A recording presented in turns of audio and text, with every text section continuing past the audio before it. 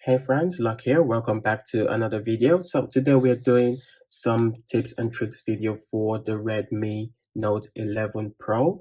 So this is actually going to work for the Pro Plus and the Redmi Note 11 as well. So in case you're thinking of picking up the Chinese version, some of these tips are going to be useful for you. Also, I'm sure some of these features are going to be available in the international version as well. So first of all, let's look at how to create a split display on the Redmi Note 11 Pro. So the first thing that we're going to do is we're going to swipe up, which takes us to our floating windows. We're going to hold down on whatever application we want, and we're going to have some pop-ups. So you're going to click on the second one, the one that has two cut-ups at the front and at the top and at the bottom. So once you click on it, you choose a second application that you want to put side by side. So once you click on that application, it actually comes up side by side and you are able to use the both of them quite well. So you can turn them with whatever variation you want. You can do it horizontally or vertically. So that's quite useful. So you can send text messages or message while watching videos. So this is a very useful thing on the Redmi Note 11 Pro, especially with that large screen that it has. This is a feature that's been available in a lot of phones, and I'm extremely happy that it's also available on this budget phone as well. So the next thing that we're going to look at is also how to batch uninstall applications on your phone. So you might have lots of useless applications on your phone, especially if you are ordering the Chinese variant of phones.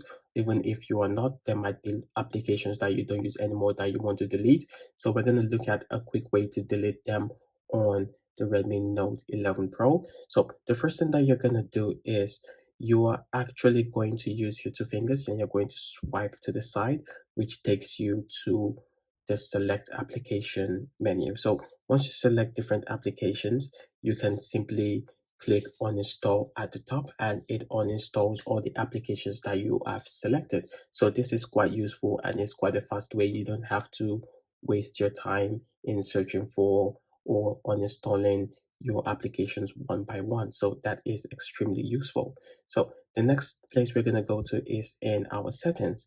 So one of the more interesting things that I've actually found out about this phone is this phone is actually dual SIM capable. So once you click on your network, you will see that you have a space for SIM 1 and SIM 2. So that is something that I found quite interesting. So the location of where the SIM 2 is also quite interesting on this particular device.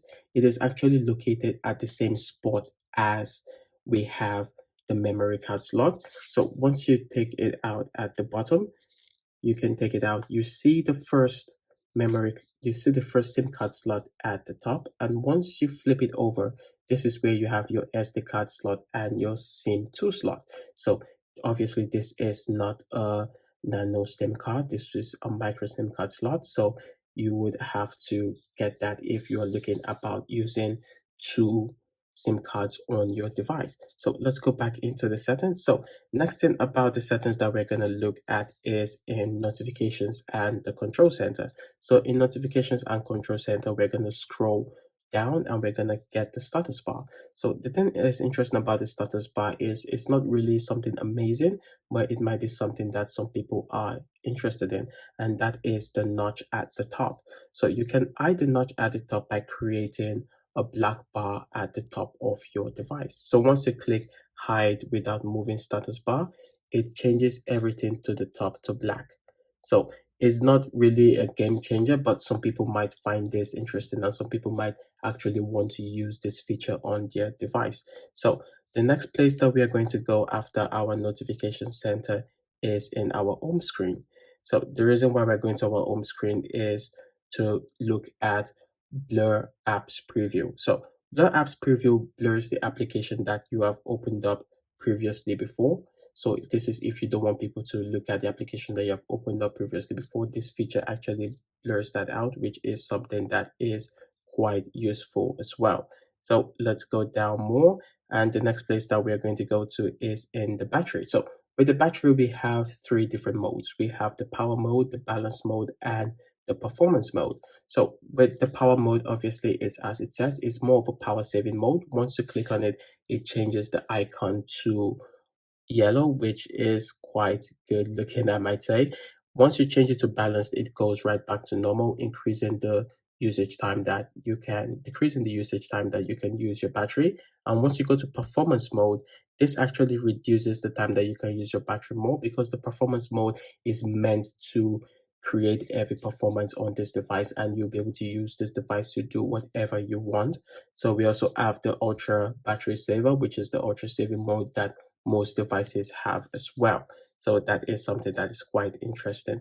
So let's scroll down even more. So we're going to now go into additional settings. So in additional settings, you have some few things that are useful, but the most useful one for me is the memory extension. So with the memory extension, this creates 2 GB of RAM by occupying storage. So this storage is not actually occupied. Once you turn it off, your 2 GB of RAM is returned back to you. This is so that in case your phone is ever full with maybe files that you find particularly useful and you cannot delete at that particular time, you can use this extension to create 2 GB of extra memory that you can use at any time that you want. So that is a very useful feature in my own books. So the next one that we're going to look at now is the special features. So in special features, we have some things that are quite useful to a lot of people. So one of them would be kid space. So kid space is, like it says, is for kids.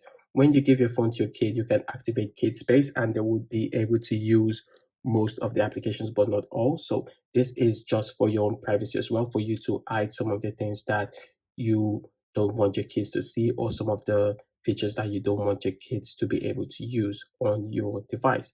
The other one that I do find useful is also second space. So second space is more of a secure space than your original phone. So this creates a secured place where you can keep your data, maybe your pictures or videos that you don't want other people to see, or files or messages that you don't want other people to see. Second space is a place that you can keep all that, and you would be able to feel secure handing your phone out to your friends or family members if you want. So that is something that I really do enjoy. So the next one is light mode. With light mode, is just something that makes the phone more minimalistic. So it expands the view of the whole application, and it also creates more or less a minimalistic look on your device.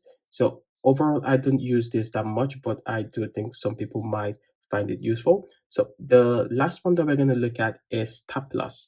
With Tap Plus, once you activate this, you can hold your finger down on any application and you'll be able to either copy the picture or copy the video, which is something that I do find remarkable.